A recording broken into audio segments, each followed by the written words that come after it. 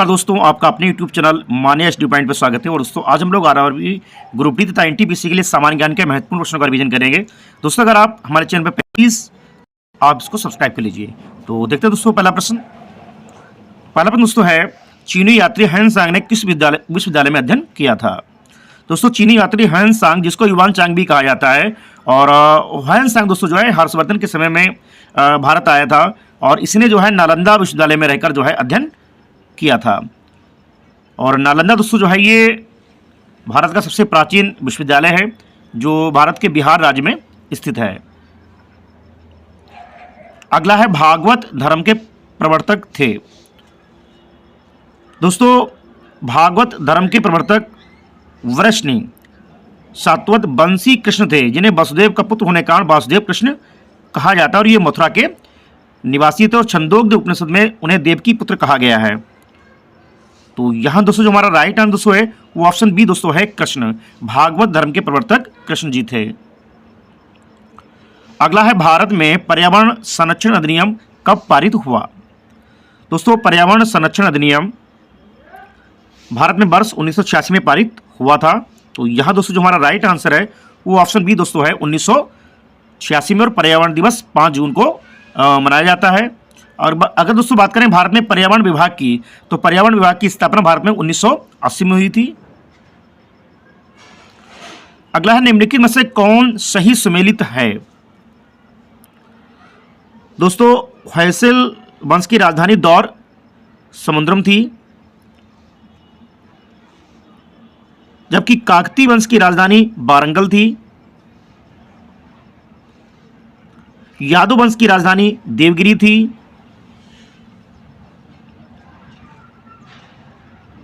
पांड्य वंश की प्रारंभिक राजधानी कोरकई में स्थित थी, जिसे बाद में मथुरा में स्थानांतरित कर दिया गया था। तो यहां दोस्तों जो हमारा राइट आंसर दोस्तों है वो ऑप्शन दोस्तों हमारा बी सही है।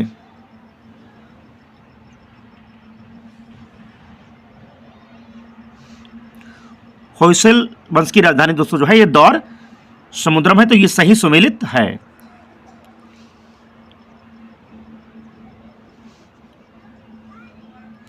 अगला दोस्तों, निम्नलिखित में से कौन हैदराबाद के स्वतंत्र राज्य का संस्थापक था। दोस्तों हैदराबाद के स्वतंत्र राज्य की स्थापना 1724 में चिनक्लिस खां उर्फ निजामुल मुल्क ने की थी। तो यहां दोस्तों जो हमारा राइट आंसर दोस्तों है वो ऑप्शन डी दोस्तों है, चिनक्लिस खां ने जो है हैदराबाद की स्थापना की थी। अगला है, दिल्ली सल्तनत का कौन सा सुल्तान लाख बख्श के नाम से जाना जाता है। दोस्तों अपनी उदारता के कारण कुतुबुद्दीन ऐबक इतना अधिक दान करता था कि उसे लाख बख्श यानी कि लाखों का दान देने वाले के नाम से पुकारा जाने लगा। तो यहाँ दोस्तों जो हमारा राइट आंसर दोस्तों है वो ऑप्शन डी दोस्तों है, कुतुबुद्दीन ऐबक। और कुतुबुद्दीन ऐबक के द्वारा जो है गुलाम वंश की स्थापना 1206 ईस्वी में की गई थी। और कुतुबुद्दीन ऐबक ने ही दोस्तों जो है कुतुब मीनार की नींव रखी थी और कुब्बत उल इस्लाम मस्जिद का भी निर्माण दिल्ली में कराया था। अगला है, दसवंत और बसावन नामक प्रसिद्ध चित्रकार किस मुगल सम्राट के राज दरबारी थे। दोस्तों अकबर कालीन चित्रकारों के नाम अबुल फजल ने अपनी पुस्तक आईने अकबरी में दिया है, जिसमें दसवंत, बसावन, केशवलाल आदि चित्रकार आते हैं। तो यहां दोस्तों जो हमारा राइट आंसर दोस्तों है वो ऑप्शन ए दोस्तों है, अकबर के समय में दसवंत और बसावन नामक चित्रकार जो है ये मुगल सम्राट अकबर के दरबार में थे। अगला है, 1773 ईस्वी में जिज मोहम्मद शाही पुस्तक जो नक्षत्रों संबंधी ज्ञान से संबंधित है के लेखक कौन है। दोस्तों 18वीं शताब्दी का सबसे श्रेष्ठ राजपूत राजा आमेर का सवाई जयसिंह था और उसने जयपुर शहर की स्थापना की तथा उसे विज्ञान और कला का केंद्र बनाया था। जयसिंह एक महान खगोल शास्त्री भी था और उसने दिल्ली, जयपुर, उज्जैन, बनारस और मथुरा में आधुनिक उपकरणों से युक्त पर्यवेक्षणशालाएं बनवाई। यहां दोस्तों जो हमारा राइट आंसर दोस्तों ऑप्शन सी दोस्तों है, जयपुर के सवाई राजा जयसिंह के द्वारा। अगला है, भारतीय मरुस्थल की एकमात्र महत्वपूर्ण नदी कौन सी है। दोस्तों भारतीय मरुस्थल की महत्वपूर्ण नदी लूनी है, जो अजमेर के दक्षिण पश्चिम में अरावली श्रेणी से निकलती है और इसकी टोटल लंबाई दोस्तों जो है 320 किलोमीटर है। तो यहां दोस्तों हमारा राइट आंसर, भारतीय मरुस्थल की एक महत्वपूर्ण नदी जो है वो लूनी है। अगला है जादूगोड़ा का संबंध किससे है? दोस्तों भारत की सबसे महत्वपूर्ण यूरेनियम खान झारखंड के राज्य में जादूगोड़ा स्थित है। तो यहाँ दोस्तों हमारा जो राइट आंसर है वो ऑप्शन सी दोस्तों है, यूरेनियम के खनन से। जादूगोड़ा दोस्तों जो है ये यूरेनियम के खनन से है और ये झारखंड में स्थित है।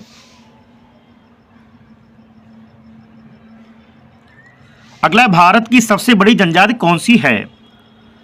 दोस्तों 2011 की जनगणना के अनुसार भारत की सबसे बड़ी जनजाति भील तथा दूसरे नंबर पर गोंड है। और भील जनजाति राजस्थान, मध्य प्रदेश, छत्तीसगढ़ तथा महाराष्ट्र में निवास करती है। तो यहाँ right answer option C Bhil. अगला है ओजोन परत कहां पर पाई जाती है?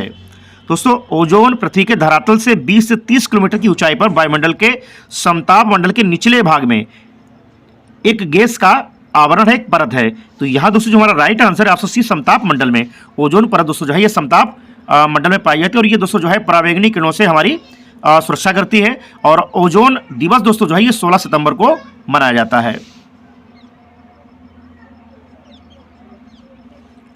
अगला है पानीपत के तीसरे युद्ध में निम्न में से किसने मराठों को हराया था?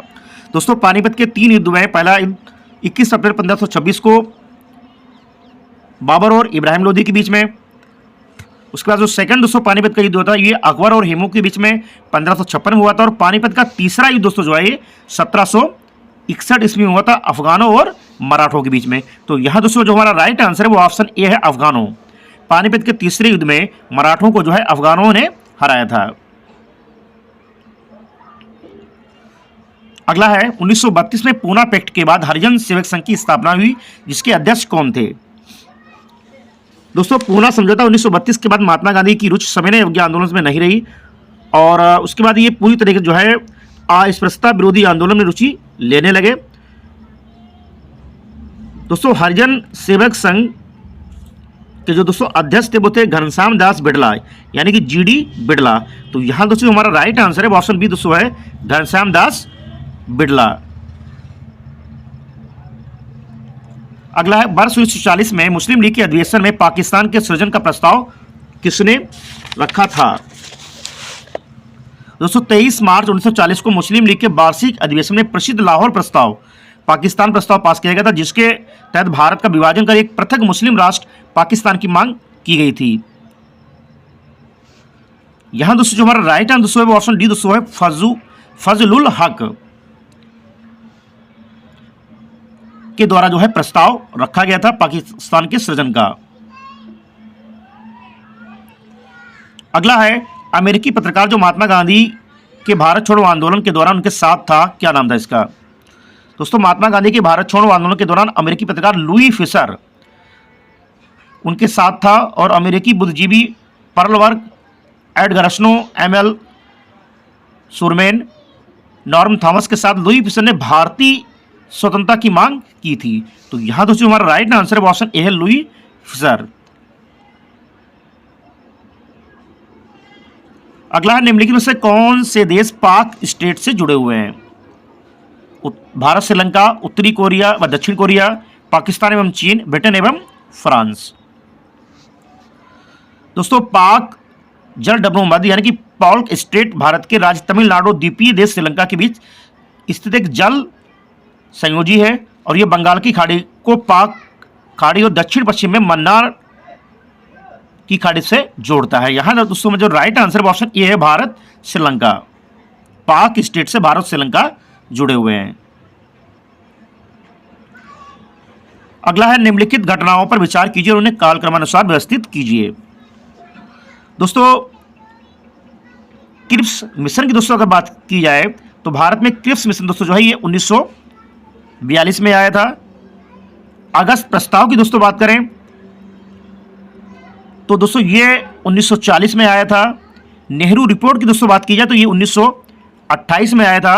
बेबल योजना की दोस्तों बात की जाए तो ये 1945 में आई थी। तो इस हिसाब से दोस्तों हमारा जो राइट है दोस्तों वो ऑप्शन बी दोस्तों है थर्ड, सेकंड, फर्स्ट और फोर्थ। सबसे पहले नेहरू रिपोर्ट आएगी, उसके बाद अगस्त प्रस्ताव आएगा, फिर उसके बाद क्रिप्स मिशन 1942 आएगा और लास्ट में बेबल योजना 1945 आएगी। नेक्स्ट दोस्तों 15 अगस्त 1947 के बाद भारत का कौन सा भाग पुर्तगाल के अधीन बना रहा? दोस्तों 15 अगस्त 1947 के बाद भारत का गोवा भाग पुर्तगाल के अधीन बना रहा और अमेरिका ने वर्ष 1955 में पुर्तगाल के इस दावे का समर्थन किया कि गोवा पुर्तगाल का ही एक प्रदेश है और उसने भारत की तब आलोचना की जब वो 14 वर्षों तक धैर्य रखने के बाद वर्ष 1961 में भारत ने गोवा में फौज भेजकर मुक्त करा लिया। तो यहां दोस्तों जो हमारा राइट आंसर है ऑप्शन ए दोस्तों है गोवा।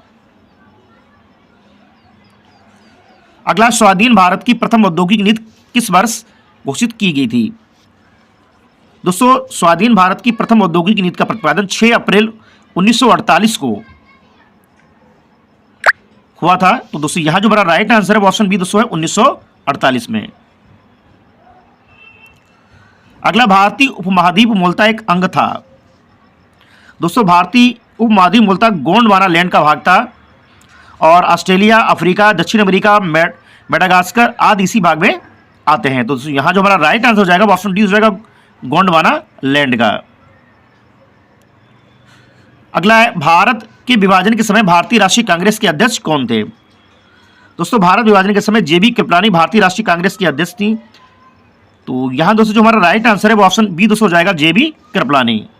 और भारतीय राष्ट्रीय कांग्रेस की स्थापना दोस्तों जो है 28 दिसंबर 1885 को मुंबई के गोकुलदास तेजपाल संस्कृत विद्यालय में हुई थी। अगला, हंटर आयोग की नियुक्ति की गई थी। दोस्तों जलियांवाला बाग हत्याकांड जो 13 अप्रैल 1919 की जांच हेतु ब्रिटिश सरकार ने हंटर कमीशन का गठन किया था। तो यहां दोस्तों जो हमारा राइट आंसर हो जाएगा ऑप्शन बी हो जाएगा जलियांवाला बाग हत्याकांड के बाद। अगला है, हिमाचल प्रदेश में स्थित दर्रा कौन सा है? दोस्तों हिमाचल प्रदेश स्थित सिपकीला एक प्रमुख पर्वतीय दर्रा है जो भारत चीन सीमा के पास स्थित है और भारत में सतलज नदी इसी दर्रे के सारे प्रवेश करती है। तो यहां राइट आंसर ऑप्शन है सिपकीली दर्रा।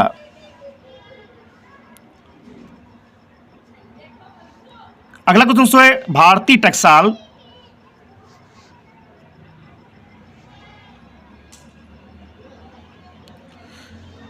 टकसाल कहां स्थापित नहीं की गई है? दोस्तों भारत में सिक्कों के उत्पादन, सोने चांदी की परख तथा तमंगों के उत्पादन के लिए मुंबई, कोलकाता तथा हैदराबाद तथा नोएडा में टकसालें स्थापित की गई हैं।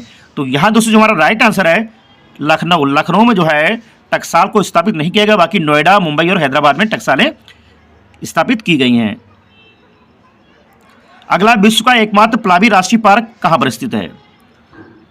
दोस्तों मणिपुर के बिष्णुपुर जिले में स्थित केबुल लामजाओ राष्ट्रीय पार्क विश्व का एकमात्र प्लावी यानी कि फ्लोटिंग राष्ट्रीय पार्क है और ये लोकटक झील का अभिन्न हिस्सा है। तो यहां दोस्तों जो हमारा राइट आंसर हो जाएगा दोस्तों हो जाएगा ऑप्शन है मणिपुर में लोकटक झील जो है ये बहती है, तो वहां पर ये स्थित है। और अगला को दोस्तों है, कर्क रेखा तथा मकर रेखा के बीच का क्षेत्र क्या है? तो दोस्तों यहां जो हमारा राइट आंसर दोस्तों वो ऑप्शन सी दोस्तों है उष्ण कटिबंधीय क्षेत्र। अगला, भारतीय जूट उद्योग के लिए प्रमुख प्रतिद्वंदी कौन है? दोस्तों भारतीय जूट के लिए प्रमुख प्रतिद्वंदी बांग्लादेश है। तो यहां दोस्तों जो हमारा जो राइट आंसर हो जाएगा वो ऑप्शन सी हो जाएगा बांग्लादेश। अगला है, निम्नलिखित में से कौन सा सौर परिवार से संबंधित नहीं है? क्षुद्रग्रह, धूमकेतु, ग्रह, निहारिका। दोस्तों यहां जो हमारा राइट आंसर है वो ऑप्शन डी दोस्तों है निहारिका। और लास्ट को दोस्तों है, हिमालय पर्वत श्रृंखला किसका उदाहरण है? दोस्तों हिमालय पर्वत श्रृंखला बलित पर्वत का उदाहरण है। तो यहां दोस्तों जो हमारा राइट आंसर हो जाएगा वो ऑप्शन डी हो जाएगा बलित पर्वत। दोस्तों ये थे सामान्य ज्ञान के महत्वपूर्ण प्रश्न जो आने वाले आरआरबी ग्रुप डी तथा एनटीपीसी एग्जाम के लिए काफी लाभप्रद होंगे। अगर दोस्तों आपको हमारा वीडियो अच्छा लगा प्लीज वीडियो को लाइक कीजिए, शेयर कीजिए, चैनल को सब्सक्राइब कीजिए। मिलते हैं दोस्तों नेक्स्ट वीडियो में। Thank you.